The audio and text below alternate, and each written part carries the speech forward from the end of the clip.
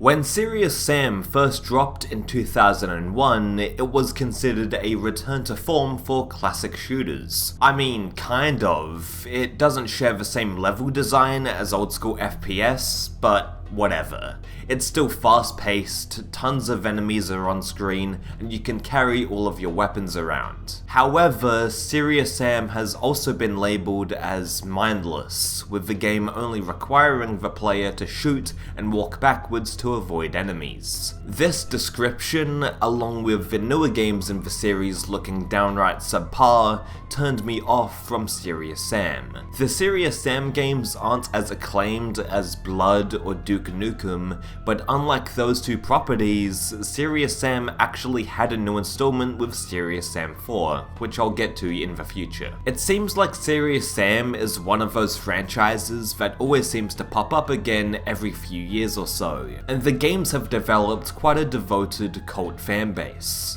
As for myself, I never really played any of the games up until this year, when I finished Serious Sam: The First Encounter. I know that both the first encounter and the second encounter essentially make up Serious Sam 1, but I think it's best to dedicate a separate video to second encounter instead of tacking it onto this one. The first encounter, and I guess Serious Sam as a whole, reminds me of the Rampage arcade game. With every installment, you know exactly what you're getting every time, which is comforting in a way, but each new game hasn't really evolved from their roots much. While I mostly enjoyed Serious Sam: The First Encounter, I think it's best to be played in chunks. Going through the whole campaign and playing it for hours at a time started to become a grating experience. So I don't recommend marathoning it like I did. Serious Sam is more like an arcade game, as I said before, and you wouldn't really want to play something like Rampage or Time Crisis for long periods of time.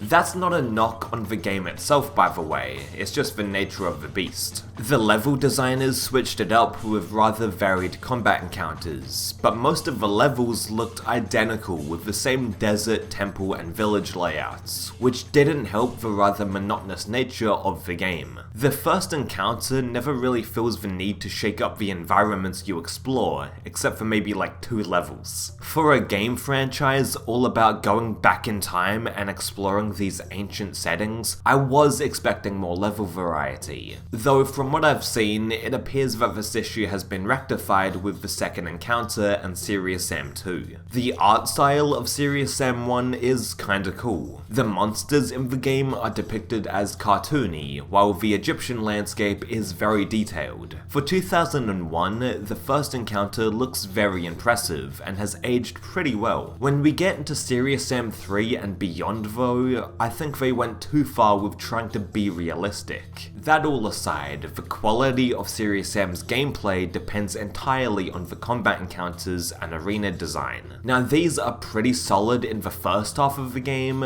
but it becomes more of a mixed bag as the campaign progresses.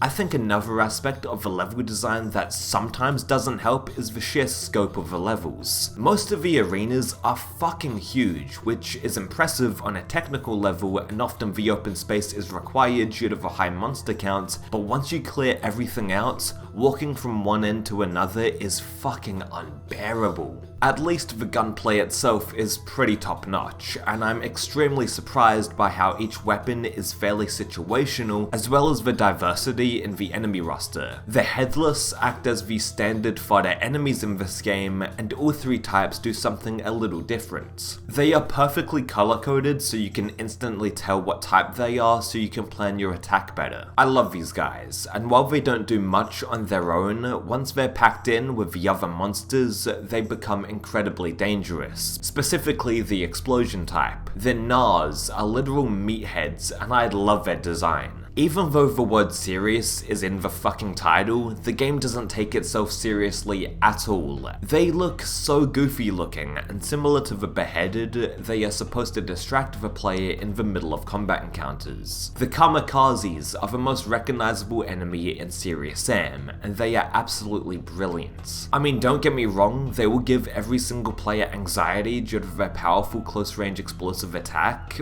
but their role within combat is excellent. They are the perfect pressure units, and as soon as you hear their battle cry, you know you need to take them out as soon as possible. They almost remind me of a dodgy Jenga piece. If you make the wrong step and let them blow up, everything else will most likely swarm you and then it all falls apart. Their inclusion is of course welcomed, but Serious Sam can be a fucking stressful time if you're playing on higher skill levels. I generally enjoy some Serious Sam, but I feel like I need to play it more casual rather than for long stretches of time like I said. Anyway, the clears are another great enemy type, and it's interesting how these guys are way more of a threat than these giant blue robots, for example. The clears are also proof that Serious Sam isn't just walking backwards all the time, and that there is a combat dance you need to perform with each enemy. The wereballs are just fucking tanks, and if you can't take care of them efficiently, they'll batter you around like a pinball. The other heavy monsters are pretty bullet spongy, which is annoying, and they do slow the pace down, but they play a massive role in the combat loop too. The larger enemies are sometimes positioned in hard to see areas, like on top of a roof of certain buildings. This makes combat encounters way more sticky than they would be otherwise. That's the type of game Serious Sam is though. Brutal. However, you are well equipped with a fine assortment of weapons. The 2 shotguns, the machine gun, the minigun, the grenade launcher, the rocket launcher, the laser gun, and the cannon are all solid. And even though they are pretty standard retro FPS weapons, I wouldn't have it any other way. The first level is set in Egypt. No shit, right? It's the same for the entire fucking game, so you better get used to it. Anyway, level 1 gets the player acquainted with Serious Sam's basic mechanics. There's some secret health you can access if you turn around and walk across the desert here, and holy fuck, you just get ambushed by robots. This is my serious beef with Serious Sam, the fact that most of the secrets and item placements spawn in monsters right after. What's the point of exploring these large open levels when you're just going to drop enemies that will no doubt waste the items you may have collected? I get that Serious Sam is all about fighting hordes of monsters, but putting them in basically every secret area is pushing it. It just doesn't make players want to explore your levels, and that's a shame because they are massive. Also, there are 2 secret levels that you can reach during the campaign, which I only knew after the fact because I didn't go out of my way to look for secrets. All of the secrets are traps, so why would I try and find secret levels? It sucks as well, because the secret levels look awesome, and Moon Mountain specifically is set near grassy cliffsides, and this is a much needed breakup in the environment. Level 2 has the first appearance of the Kamikazes, a staple of the Serious Sam enemy roster. They run down the hill, and what can I say? This is an iconic introduction. After this little opening battle with these fodder enemies, which I do enjoy by the way, you enter another Egyptian building. There's a room completely covered in fog, and when you pick up the items inside, you get ambushed by a couple of clears. Again, this teaches the player that exploring will yield bad results that outweigh most of the item benefits. On the plus side, a cool Indiana Jones reference triggers with a massive boulder tumbling towards the player. The first major arena follows with a few kamikazes and beheaded, and then fuck, you just shoot at a bunch of marsh hoppers. The player goes up the slope and the marsh hoppers swarm you again. At least there's a small group of Nas that break up the monotony. Once you're outside of the temple, you get ambushed by beheaded and 1 biomechanoid, which is a good way to round off the level. The next level increases the difficulty at a steady pace. There are more fodder enemies to deal with, but that is countered with more space for the player to move around in and the introduction of the super shotgun. Notable encounters of level 3 include getting trapped in a narrow hallway with a hit-scanning arachnoid. I enjoyed this a lot the first time playing, and I really dug this surprise. There's also plenty of marsh hoppers to deal with towards the end of the level, but luckily they are supported by clears, which helps make the fight more interesting. The red biomechanoid is the end boss of level 3, and so far, so good for Serious Sam. At this point, the game isn't really going out of its way to challenge you. It's only sprinkling in heavy monsters at this point, and most of the enemies you'll be killing are fodder, so for returning veterans, these levels might seem boring in comparison to the grander battles. Although I'm fine with it, and I'm glad that there's decent progression. More monsters are included into the fight as well as new weapons pretty naturally. Valley of the Kings is the 4th level, and as you can see, there are blue robots scattered about the desert. This is a good fight, especially when you pack in kamikazes, beheaded, clears, and wereballs at the same time. Having multiple enemy types working in tandem to confront the player is a good thing, and when Serious Sam is doing exactly that, Serious Sam is solid. One of the highlights of this level is when you go up against this obese fuck. He comes out of nowhere, and it's pretty great. The rest of the map is kinda run-of-the-mill and nothing much happens. There's parts in this level where you have to hit switches, pick up artifacts, and unlock doors, and all of this drags down the experience for me. Of course, there are plenty of fights to be had, and the level of threat ramps up, but one complaint I have with Serious Sam is all of the busy work you have to do. It's not a massive deal, but it creates unneeded downtime.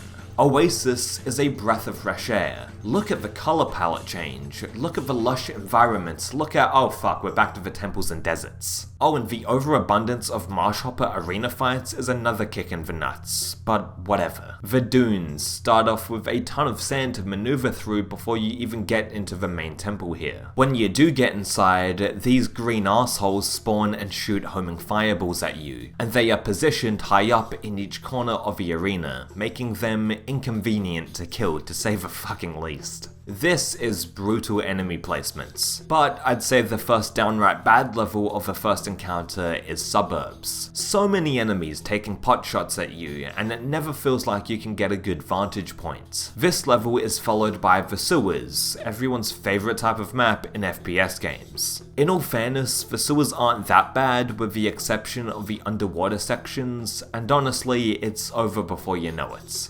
Metropolis is home to one of the most difficult, tedious, and worst encounters in the game, the Clear Alley. All it consists of is a massive horde of clear skeletons, and when you think everything's all said and done and they're all dead, some more pop up and ruin your day. This is not good or fun game design, at least to me, and the latter half of this game becomes a massive blur. Each level from here on out basically takes like an hour to finish, and while there are some decent combat encounters that come later on, Serious Sam becomes a grind. Going back to Metropolis, the part where you need to collect 4 items with all kinds of enemies spawning can get frustrating, and that's a shame to say because the preceding arena fight is really good. After the item hunts and Clear Alley, you enter a bland, square arena as a horde of kamikazes spawn in, then those flying witch enemies spawn in by themselves, then werebulls spawn in to try and fuck you up, then clears spawn in, at least with some backup this time with a biomechanoid. Yeah, so Metropolis isn't the best map, and I'm confused on why they only chose one enemy type to pit against the player at one time.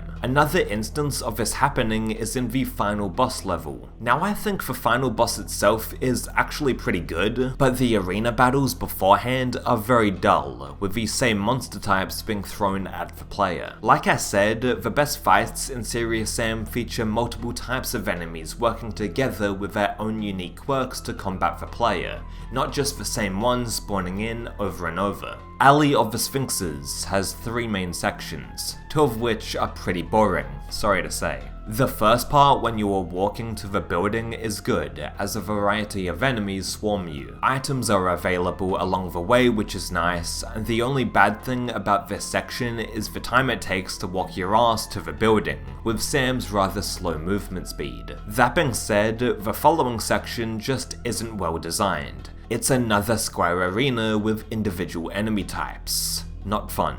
The final area of the level basically consists of you placing 4 items onto these podiums one by one and monsters spawn in between. This section would be fine if it didn't feel so dragged out, and that criticism also applies to the next 2 levels of the game. These levels are too long in my opinion, and the pace slows down considerably here. Maybe it's due to the arenas that stretch out so far, or it could be that the game designers ran out of tricks with the monster placements. I'm not sure, but at least Karnak is set at night, which is cool, and that shakes up the visuals a bit, and Luxor features some decent verticality, just to mention some positives about those levels. Also, to be fair, most of the early levels are great, and overall, there is fun to be had with Serious Sam. The First Encounter is a good game in short bursts, and that's how I plan to review this series moving forward. I'll pick up another Serious Sam game every now and then and make a video one at a time. Like I said, there is entertainment to be had with Serious Sam. It has fast-paced action, the weapon roster is great, and the enemy variety is solid, but it does drag on in later levels. I'm not trying to piss on anyone's parade, as I know there are diehard Serious Sam fans out there, and I get that Serious Sam is arcadey and that the game isn't bad by any stretch. I just don't hold it in the same regard as Duke Nukem or Doom, but to be fair, they are completely different types of shooters. I understand that the Duke and Sam characters might be similar, but each of their games are worlds apart from one another. Even though I'm not going to fully delve into the Serious Sam franchise and consume the games all at once, I'm still interested in how it has maintained being this long-running series. One thing is for certain though, Serious Sam The First Encounter is actually not mindless, as you do need to think about what you're doing within combats. I think that's a bad misconception that hardcore fans will reject, but it's important for newcomers to understand coming in.